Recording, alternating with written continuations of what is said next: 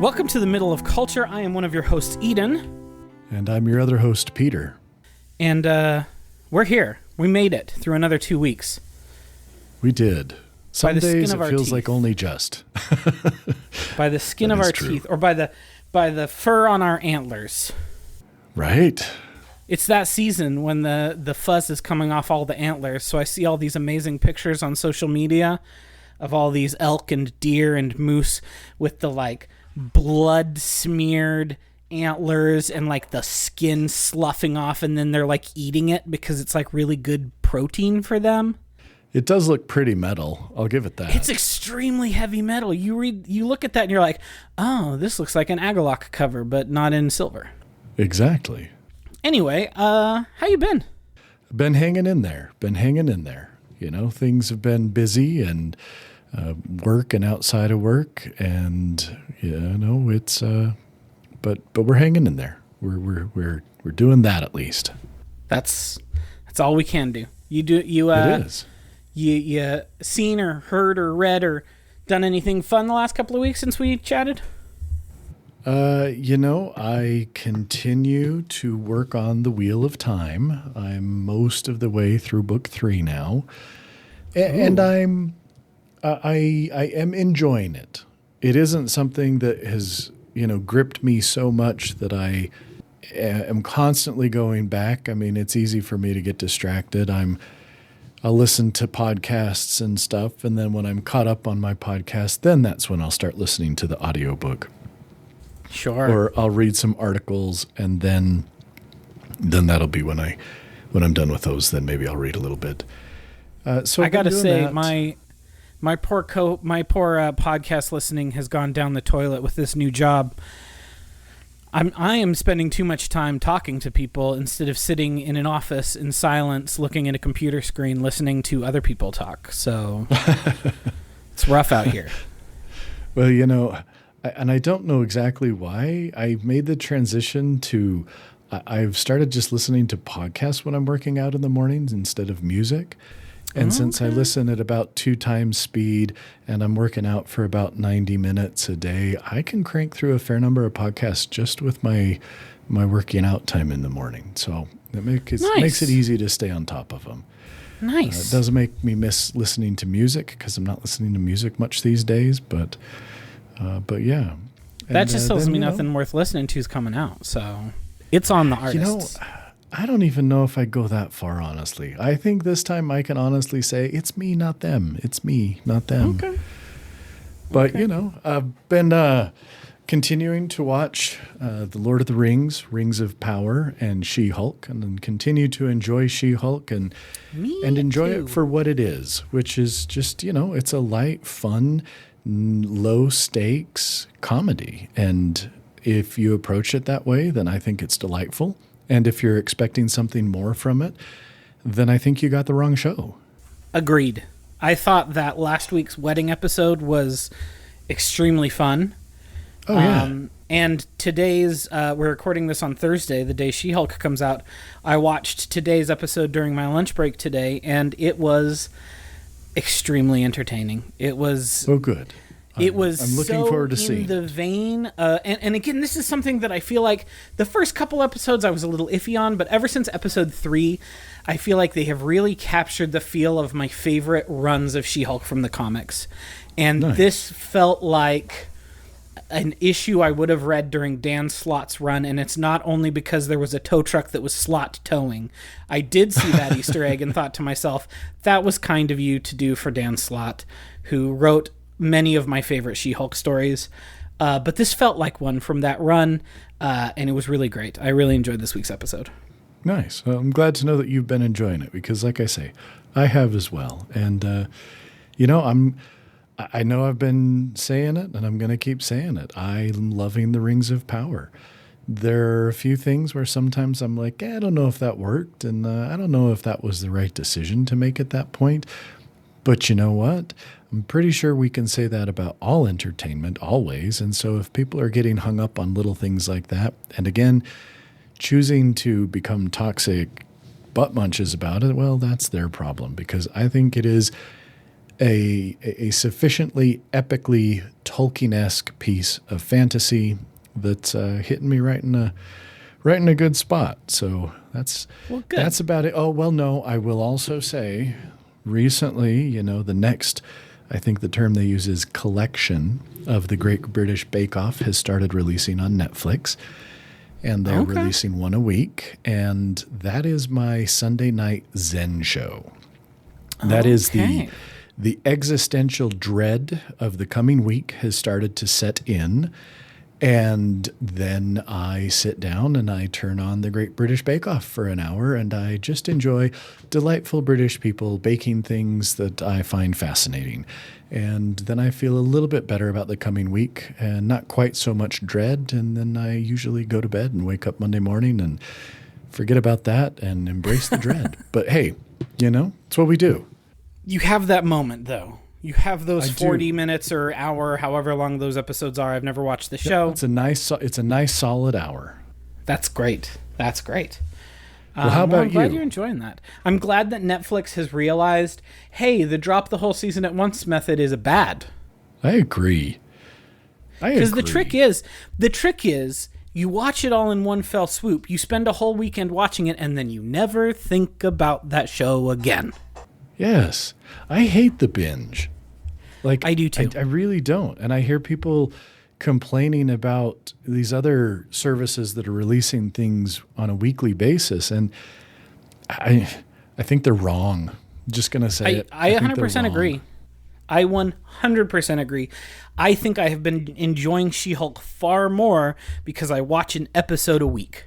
And I think if I were to binge the whole thing, I'd be like, it's fine. But because I'm watching it weekly, it's coming to me like, unless they really biff it in these last few episodes, this might be my favorite thing from Phase 4. It's fun. And I am with you. I think the weekly drop helps because you get your little, in the case of She-Hulk, you get your little 30-minute, more or less episode. And then you've got a week to maybe think back on it once or twice and then look forward to the next one once or twice. But that's actually way more than you would think about it if you did sit down and watched all 9 episodes or whatever it is back to back to back and cranked through it. Like you said, then it's gone. Then it's forgettable. Yep, and that's why so many of the Netflix shows don't last past 2 seasons, because they drop, everyone talks about it for a week on Twitter, or 3 days on Twitter, and then no one ever talks about it again. Even their biggest show, Stranger Things, comes out, everyone talks about it for a week, and then no one talks about it again for 2 years until the next season comes out. Yeah. It really doesn't do, that binge drop, though, dropping the whole thing at once, really just does not do... It doesn't do the shows or any of the people who are involved in creating the shows. It doesn't do them any favors in terms of really achieving mindset. Yes, you get that flash in the pan cultural zeitgeist, but man, I gotta think that it's way better to have that more of a, maybe it doesn't hit quite as hot, but it burns for a lot longer if you spread it out. Yeah. And it gives, and look, maybe people are not like me. Maybe I'm very weird in this regard, and it wouldn't surprise me if I am. But sometimes for me, having the whole season there in front of me will actually prevent me from watching a show because it feels 100%. Like too much of a commitment. I don't think that that's weird at all. I think that is a common feeling. Yeah. It is the reason I have never watched Stranger Things, because I'm like, oh, okay, but I got a whole season to watch of it. And now it's like, now I have 2 and then 3 and then 4. And, then I just go, well, I guess I wasn't that interested. And again, if they were dripping it out a little bit more slowly, if the only commitment that was in front of me was I need to set aside 30, 45, 60 minutes this week to watch this, piece of cake. Easy. I mean, the Lord of the Rings, the Rings of Power is long. These episodes are over an hour. I think the last one was like an hour and 12 minutes. Oh, wow. And so if you dumped out 8 of those at once, we're talking 8 hours plus. That's of 10 TV. Hours. No one's watching 10 hours of TV at once. Correct. That is daunting. And so metering it out like that, just one episode, it's something where I go, yep, it's going to be a little long, but I'll absolutely set aside an hour plus minus a little bit to watch this. But if it was more than that, not going to happen. Yeah. Well, and it even gets me for shows that I even maybe enjoyed the first season of. I thought Jessica Jones season 1 was incredible. I never watched Jessica Jones season 2 because it came out a weekend when I was busy. And so the weekend when everyone online was talking about it, and I could have been reminded of its existence and prompted to watch it, I was busy. And then by the time I had time to watch it, it had completely left the zeitgeist, and I had no memory of it coming out. And then like 6 months later, I was like, wasn't that? Oh yeah, that came out. And by that point, I'm not going to go back and watch it. It's too late. Well, and Netflix, I think, Netflix they've screwed up. When they were the only show in town, then they could do whatever they wanted, and you were just going to go. And it was fine for there to be so much stuff. But now it's like I open the Netflix app only to watch Great British Bake Off because everything else, there is too much of it. And I can't even remember what came out, what am I interested in, what do I want to watch, what don't I want to watch. There's just too much of it. And see, explicitly with Netflix, for me, it's the opposite. What little things Netflix had to offer me that I was interested in are gone. Because I used to use Netflix a lot when Netflix was the only show in town.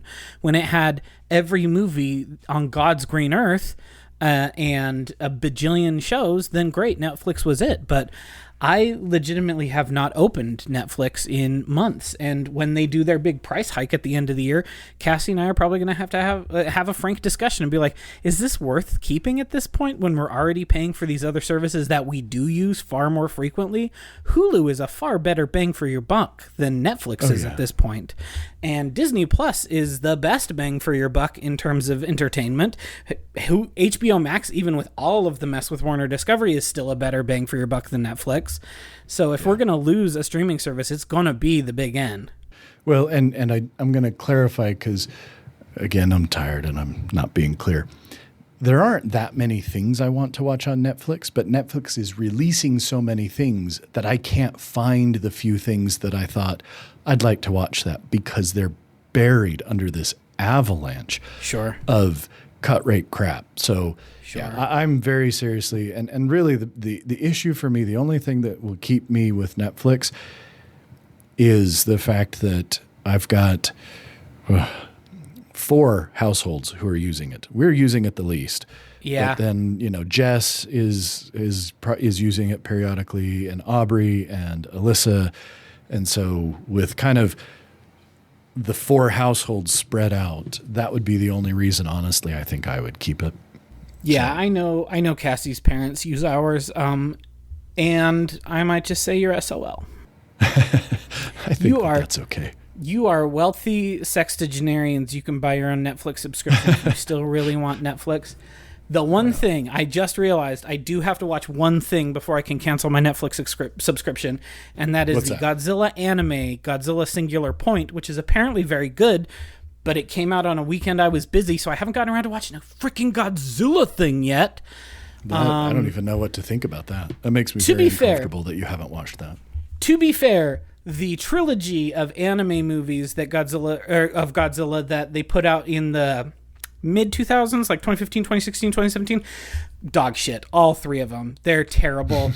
The design of Godzilla is really good, and that is literally the only positive thing I can say about that trilogy of movies, is the design for Godzilla Earth is very good. But Singular Point is supposed to be extremely good. My friend has recommended it to me more than once. The main characters build Jet Jaguar and pilot him like a mech. I should be in on this, but I just haven't gotten around to it yet. But I'm hoping to start, now that I'm working from home, incorporating a little more work breaks with maybe let me hop on the exercise bike before I eat my lunch and watch an episode of Godzilla Singular Point while I, just do some low-key, low-impact pedaling and then go eat some lunch. Nice. So we'll see. I say this, if anything, just to hold myself accountable, because now I've said it out loud to another person instead of it just sitting in my brain. But I do need to watch that. The other thing I have been watching, though, that I want to mention before we get on to our topic du jour, they did it. They made me care about Star Wars again. I thought this was impossible. I thought I was done. I thought that the curse of Star Wars had been lifted from my body. I had not seen Season 2 of The Mandalorian. I had not seen Book of Boba Fett. I had not seen Obi-Wan Kenobi. I had not seen any of the TV shows. And then my friend said, you gotta watch Andor, and told me that the corporate sector was in it, and I was like, oh, word? We're digging deep into the original EU stuff that we used to read when we were younger.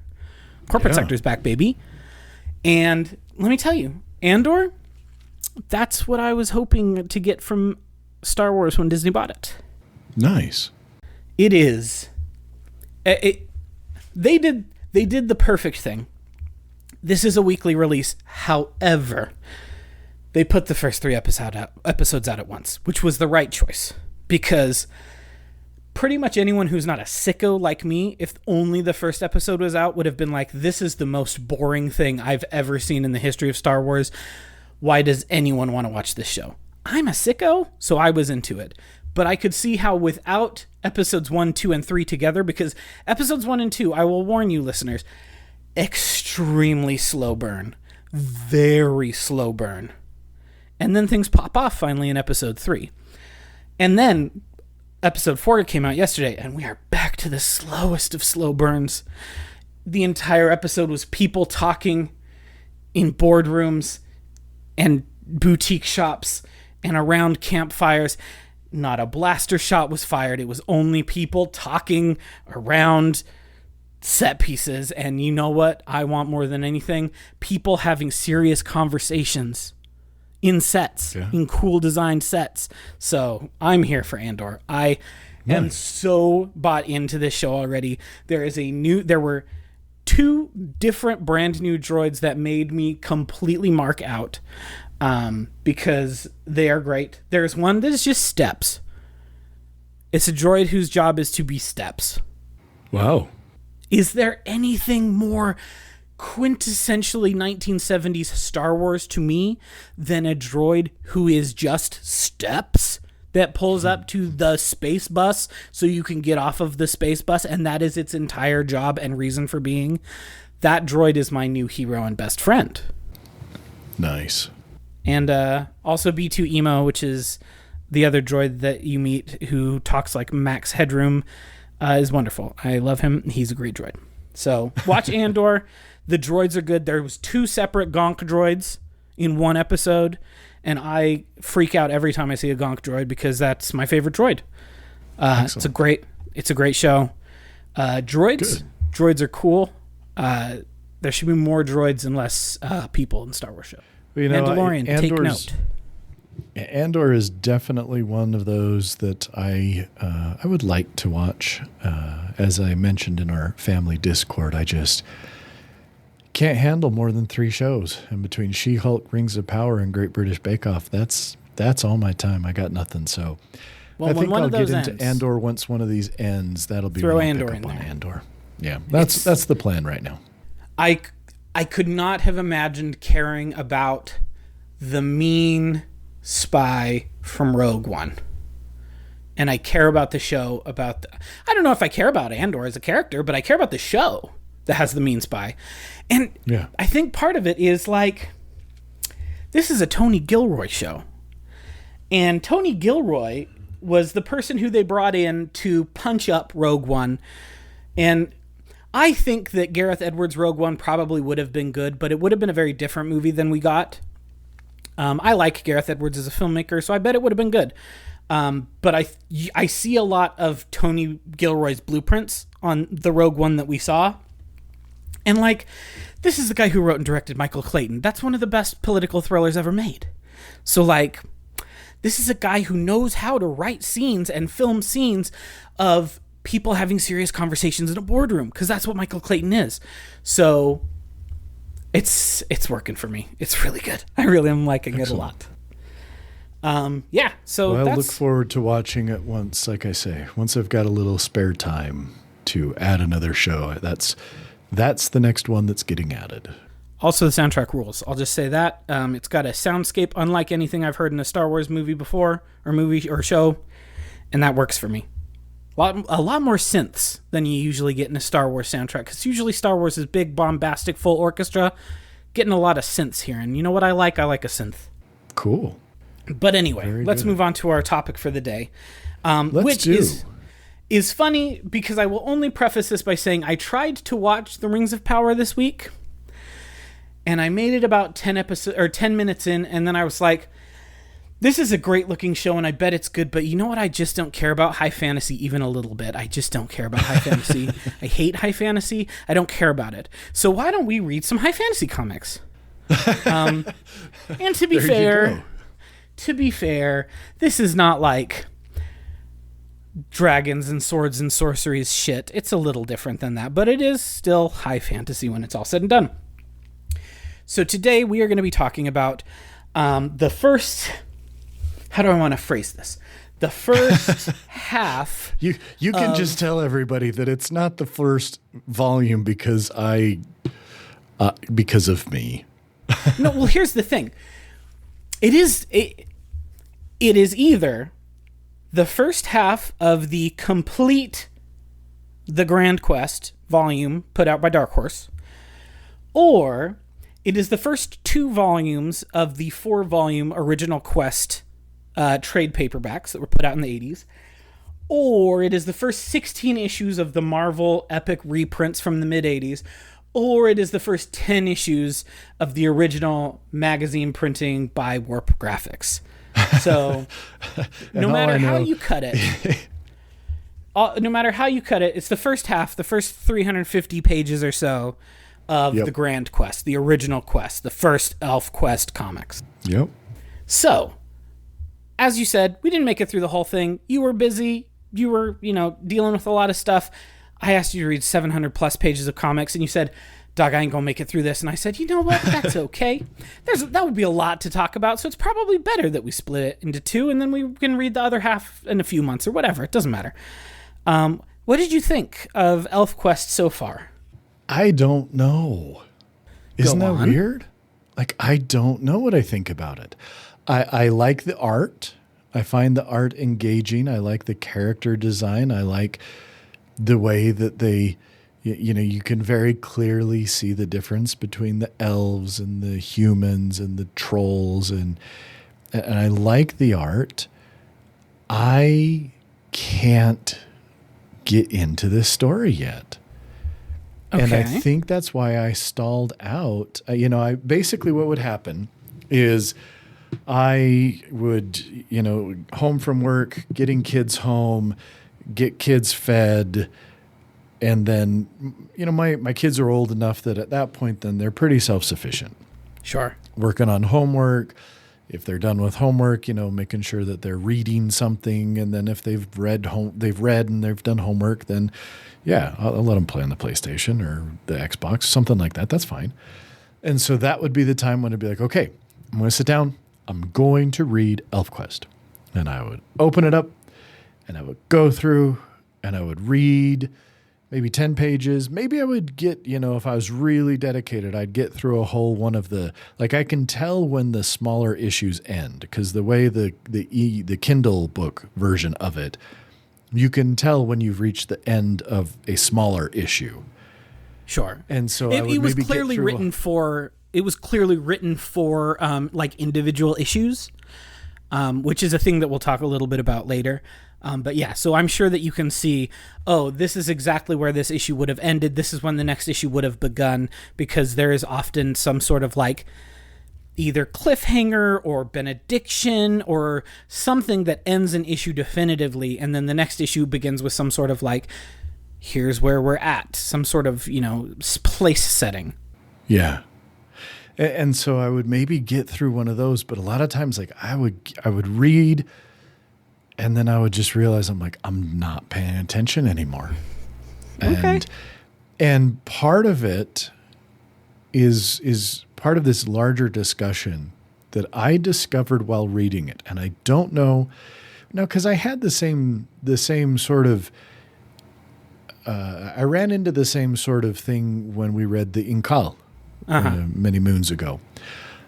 Comic books are very, very different to read than other things. Sure. And I think that there is an assumption, and I would posit an incorrect assumption, that they are easier to read because there's less text on the page and it's more pictures, and so it's easy to cruise through.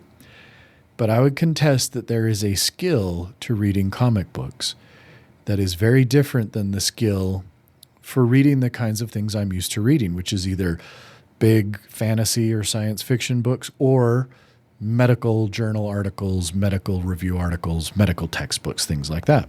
Sure. And so I really found that I would find it frustrating at some point because part of my brain was telling me this should be easier to read and easier to get through than if you were reading, say, The Wheel of Time.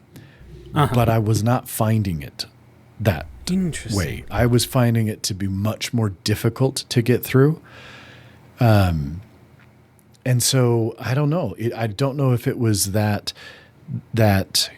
lack of skill that I have in that particular arena that put up a barrier between me and the story, or really what was it? I mean, I'll give you kind of the short version. I don't really care about any of the characters. Like, I don't like Cutter.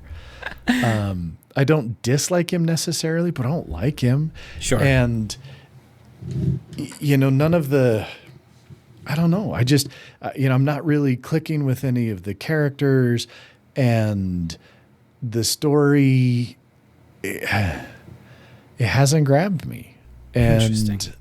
Well, before we talk a little bit about that, I want to do a quick summary, like we often do, of what happens in these comics. So spoiler warning, if you haven't read comics that came out in 1980 yet, you should do it. I think you should. But no, and I will say, and I want to clarify, I am glad that we are reading this, and it's not that I'm like, oh my gosh, I dislike this. It's not that I dislike it.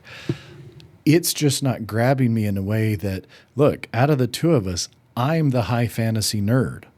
I'm the one who is anxiously looking forward to the next 1,200-page Brandon Sanderson book. I'm the one who is going back and rereading Two Green Angel Tower and, the Memory, Sorrow, and Thorn trilogy by Tad Williams every few years. And that is incredibly slow-paced, high fantasy stuff. So sure. So like I say, it's not that I'm disliking it. I just am not finding that it is engaging me in a way that I thought it would. And so I definitely, if anybody's interested, if you like high fantasy, people should read this because I can tell that it's quality.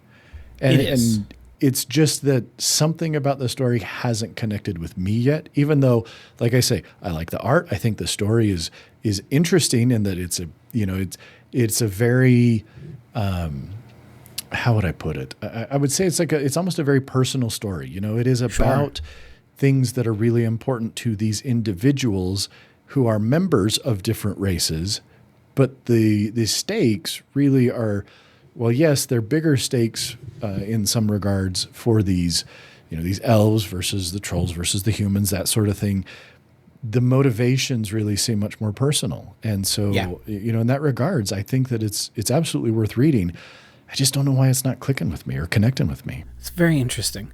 Well, and I think that you're on it. I think you have a good point there where, like, this is about societies, but it's about very small societies. Like the Wolf Riders are 17 people. There are exactly 17 elves in the tribe of the Wolf Riders, each one of whom has a name, has an identity, has familial or friend relationships with all of the other people that you can chart out, which, again, a thing that is, and we'll talk a little bit about this, I think, too, when it comes to how to read comics and ways that I think people are underserved by larger collections of comics. And I think that that's a thing that we'll talk about because I think that it affects the way that you read things. But like it's a small scale story with big world ramifications, is how I would describe it. So anyway, the basic thing is the first 5 issues are basically a prologue that the rest of the 15 issues then take up the grand quest, of which we've seen the first 5. It starts with the Wolf Riders. They live in the forest. Red Lance has been captured by the humans. They capture him back. The humans get mad. They burn down the forest. So the elves flee through the troll caves, are betrayed by the trolls, almost die, but then they find another tribe of elves, which they did not even know existed in the middle of the desert, who are the people of the sun, the Sunseekers. And so the Sunseekers and the Wolf Riders eventually merge their 2 societies essentially into one. They live together in harmony for 7 years until... due to some circumstances with some people who, come through the desert, Cutter gets in his mind, there've got to be other elves out there besides the two groups of us. So I am going to go find those other elves. And so Cutter is the chief of the Wolf Riders, and our main character, if there is a main character in ElfQuest, it's Cutter. Later on, I think that the main character, if there is one, will shift, and it depends on, again, we could talk about production history, and we'll touch a little bit on it because I think it's really interesting. There'll be a lot of different main characters later on, but for sure in the original quest, Cutter, Skywise, his best friend and essentially brother, and his wife Lita, Cutter's wife Lita, are the 3 main characters who we deal with a lot, but Cutter obviously being the most important one. And so he goes on this quest to find more elves, and Skywise goes with him. And they have some misadventures, dealing with trolls again, dealing with some humans, and then finally dealing with the Silk Weavers, which are some bugs, which become extremely important later on in the story when you find out why the bugs exist and where they came from. But that's kind of where we ended, was with... Lita and their children meeting back up with Cutter as he is still on his quest trying to find other elves, and the rest of the Wolf Riders who are with Lita trying to find Cutter and Skywise have been kidnapped by large birds that maybe had riders on them. And that is kind of where we end the first 10 issues, or the first 2 volumes, is with Cutter, Skywise, Lita, their kids, and 2 of the other Wolf Riders are still free, headed towards the Blue Mountain, where there are large birds that are maybe ridden by other elves. And that's kind of where we're left, is in this kind of cliffhanger. Yep. So I really like this comic. The reason I suggested it months ago originally is... this is my favorite English language comic. And I know that that's kind of a weird pull for people when people say, oh, what's your favorite comic? And I'm like, oh, well, first off, which tradition are we talking about? And then secondly, because that's like saying, what's your favorite metal band, Peter? Correct. It's very true. Then you're like, well, metal is a big umbrella, and there's a lot of answers to that under that big umbrella. And for me, comics is the same way. But ElfQuest has become my favorite English language American style comic, which is weird because it is not a traditional American style comic in a lot of regards. It was originally published independently. As I said, it was originally published by Warp Graphics, which stands for Wendy and Richard Penny. That's why it's called Warp. Because those are the creators. Wendy Penny is the artist, and she is incredible. And then Richard, her husband, helps script and does a lot of the editorial work and basically runs the company while Wendy produces the comics. And that is still true to this day. They're still putting out comics. And the publication of ElfQuest comics have really taken a circuitous path over the decades. The first issue came out in 1978, like I said. So forever ago. Long before. BE, if you will, before Eden, because I was not born yet. But PP, post Peter, because you were born. Yep, it's true. It's true. So that's what was born in between us. You were born, then ElfQuest was born, then I was born. And then you were born. Yeah, it's the system. But anyway, so they published it on their own.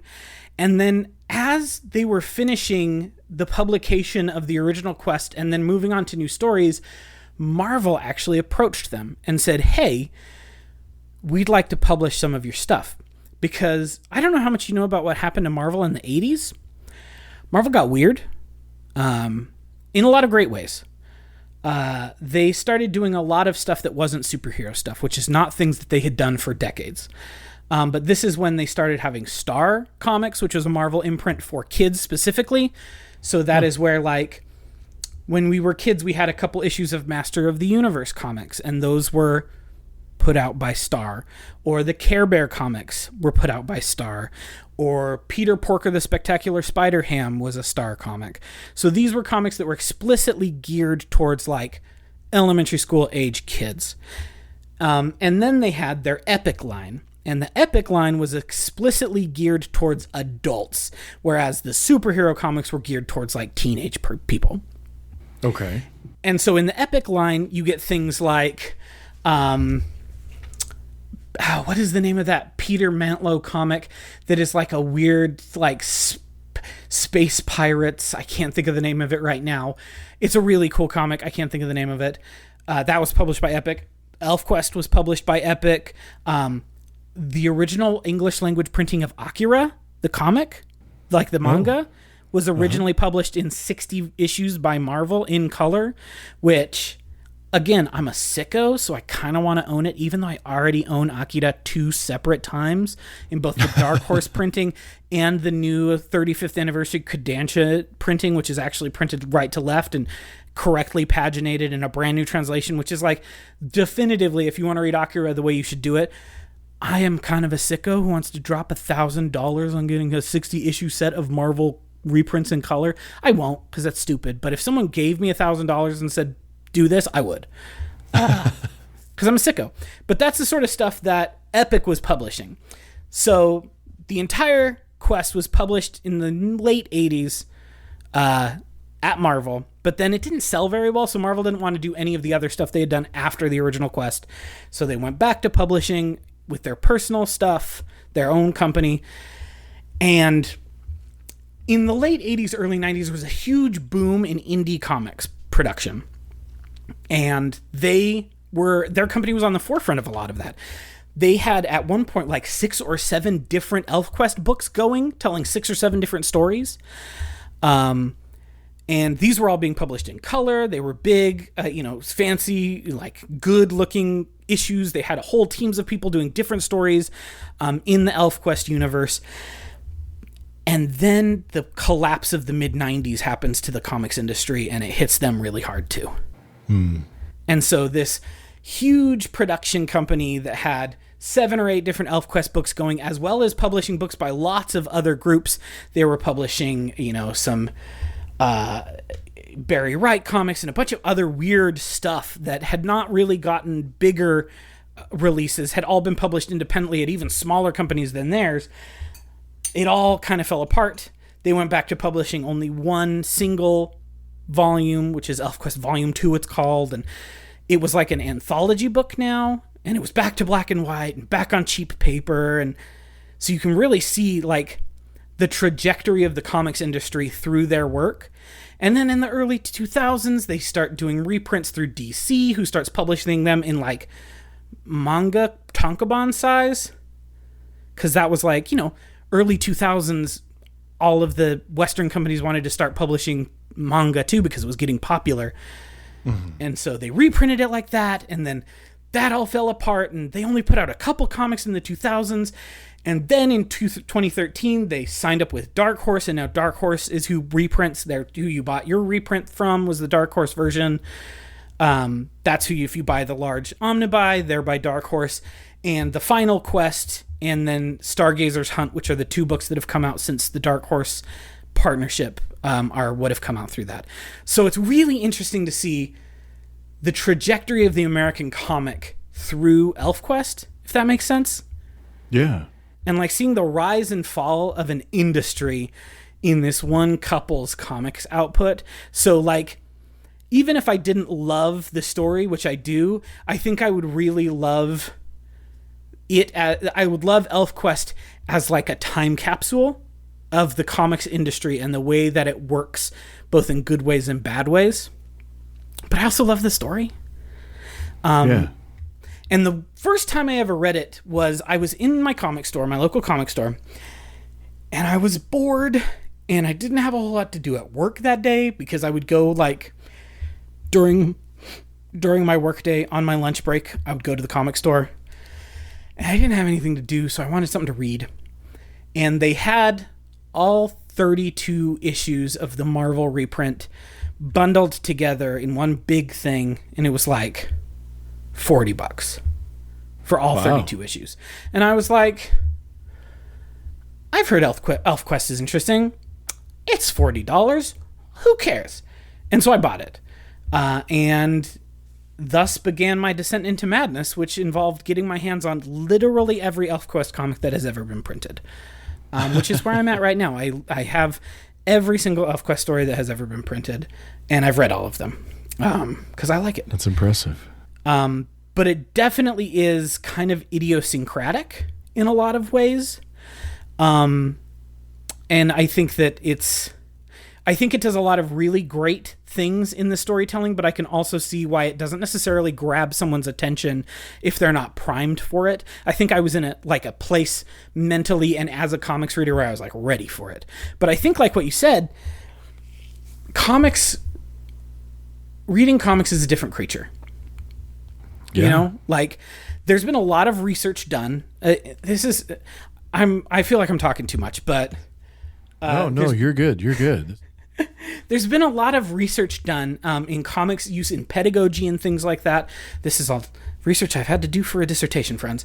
And there's a lot of good research that shows that comics are actually really wonderful for kids to use because they engage different parts of the brain than prose does, while still engaging all of the parts of the brain that prose does. So reading a comic is a far more active experience for the reader than just reading prose is. And that, I think, is maybe what makes it hard for you, because it is a far more active, far more involved medium than prose is. I think you're right, because this is like the common theme. Because the problem is I have been so tired. Yep. These last few weeks / couple of months, just, kind of burning my candle at both ends, that I would sit down to read, and I think that's really a good way to put it. I found it exhausting. Yep. Because and this is the way they do this, and it's not just them. These are like tools in comic books. We need to know when characters are talking to each other. And so we make that appear a certain way on the page. Mm-hmm. We need to know when characters are thinking thoughts to themselves. So that needs to appear a different way on the page so that you, the reader, can tell. Mm-hmm. In the case of ElfQuest, the elves can send and telepathically communicate with each other. And so that needs to be depicted in, again, a distinct way. Well, and you even have on top of that, when they speak with the humans, that's a different language. So we need to put it in a different shaped word balloon. Yeah. And then on top of that, you have the expository text. Mm-hmm. And that needs to be presented in another distinct fashion. And so you've got minimum 4 to 5 different ways the text and the text bubbles, the speech bubbles, the thought bubbles, those things are appearing on the page. And you need to take cues from that visual representation so that you understand the context of those words. Is this exposition? Is this spoken dialogue between two elves? Is this spoken dialogue between elves and humans? Is this thought? Is this telepathic? What is? And so just from a simple standpoint of the text, you have to keep track of that and pay attention to that aspect of how is the text presented on the page so that you understand the context of it. Sure. And then you've got to be paying attention to the pictures to see what is happening, because they're not describing what is happening. That's what the pictures are there for. Uh-huh. It's not like when you're reading prose And you can see, here's my dialogue, here's my action, here's my this, because, punctuation, you've got to look at, you're looking at the text and look, I'm going to throw out another thing there. And maybe it's just because I'm dumb. Maybe it's because I'm old. Maybe it's because I'm tired. Maybe it's all three. But sometimes it's a matter of what order am I supposed to be reading these damn balloons in? Yeah. Yeah, that happens. And so by the time you get all of this together, yes, it is a very, very active way to read in a way that prose is not. And here's another wrinkle that adds to that active reading. And this is a thing that has been borne out by not reams, because they haven't done reams of research into comics yet, but they should. A fair amount of research has been done that all those things that you mentioned are true. But on top of that, the difference between, say, motion picture and comics is that you then have to interpolate what is happening between those pictures. And when you're reading those things, you are given far more leeway in the way that you imagine in your brain the way things are working, because you don't have to use these images. And this is what happens in your brain. Again, they've done research on this. When you look at one panel, you read it, you move to the next panel, you read it, you move to the next panel, you read it. Your brain is firing and figuring out what is happening in between those panels. Who is moving where? How are they moving in that way? What is going on? How am I putting these discrete pieces together into a coherent whole? And so that is one of the biggest reasons why it is a far more active consumption method than either movies, TV, or prose, is because you are taking both of those and then adding this interpolation that you don't get from either of them. Yeah, I can definitely see that. So, I think you mentioned this in our text messages to each other. You kind of have to learn how to read comics to a certain extent.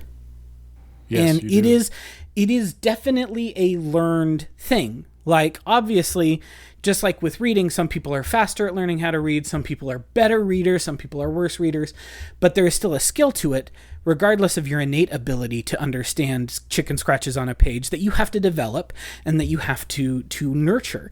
And the same is true of reading comics.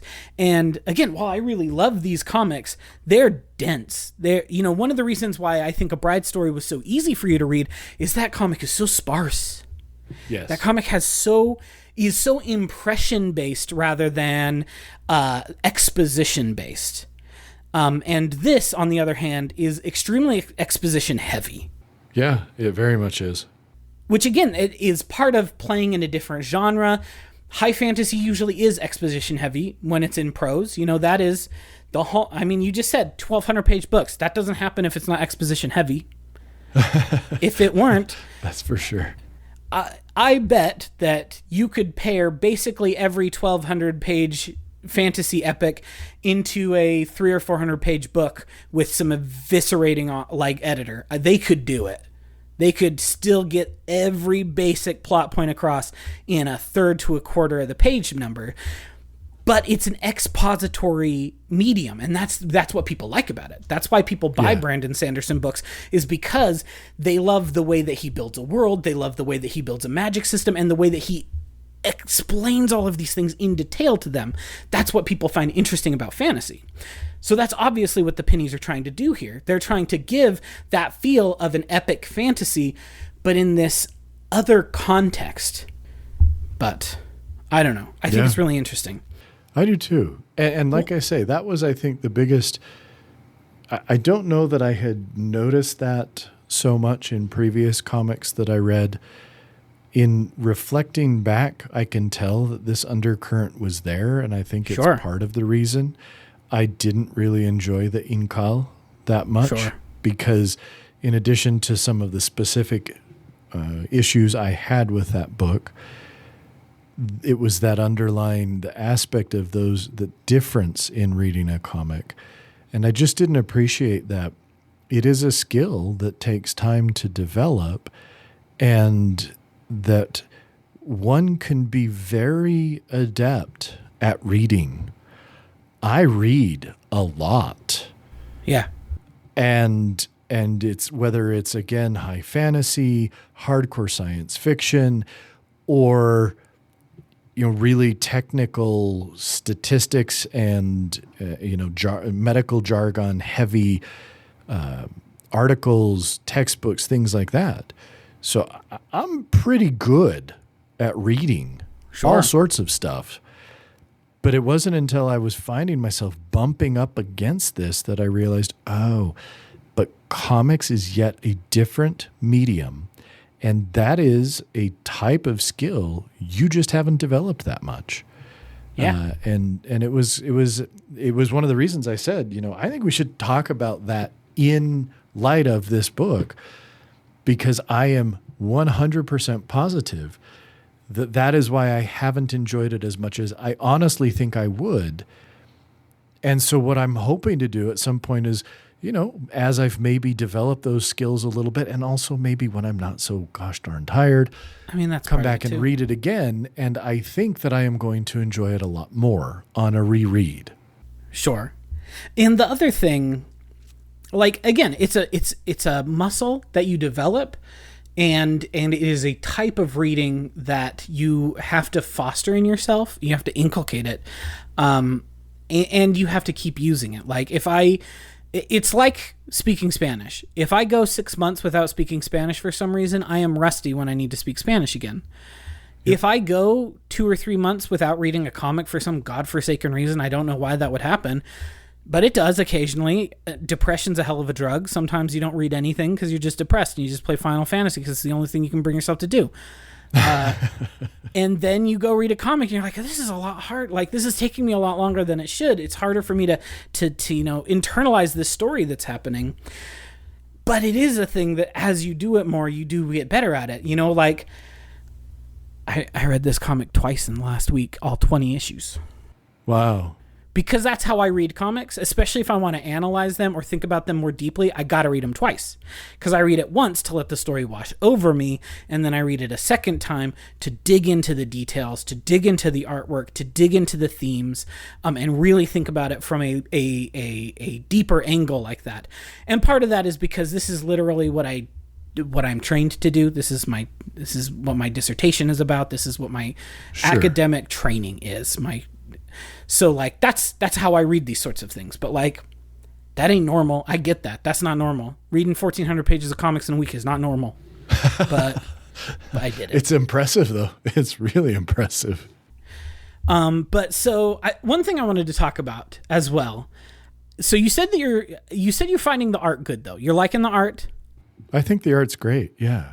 I really love Wendy's style, and I love how, if you read some artists, you definitely see the way that they evolve over the course, especially over the course of thousands of pages, which we have in ElfQuest. Again, the Stargazer's Hunt Volume 2 came out 2 months ago, and that is the latest Star ElfQuest book. Came out 2 months ago. And guess what? Skywise still looks like Skywise. That asshole still has spiky white hair and a weird thing that he wears on his face like he's a Marvel superhero from 1992, and he still looks like Skywise.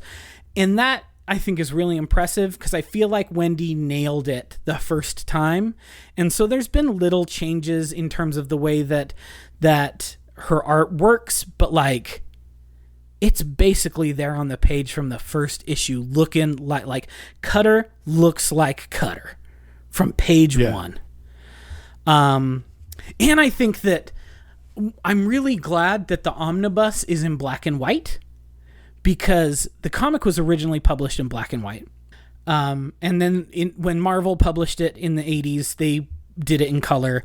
And when DC did it in the early 2000s, it was completely redone with totally new colors.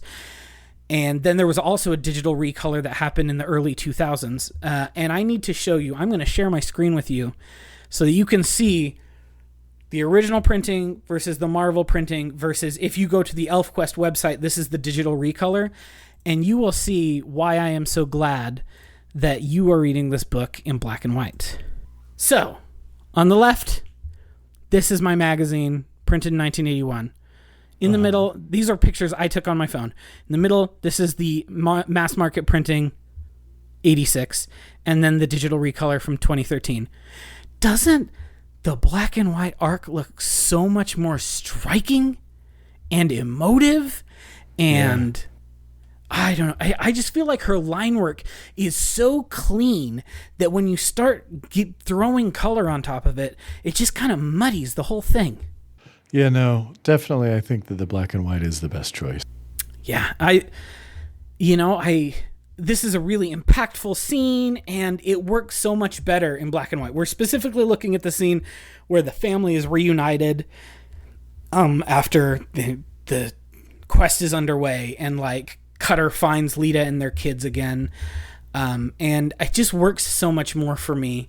I will have to say, everyone who complains about black elves in Rings of Power, Penny's been doing that since 78, suckers. So like, get with the times. Elves have been black. Elves have been black for a long time. Because Lita and Cutter's kids, Lita herself, most of the sun elves, it's cool. It's cool. Don't gotta be racist about it.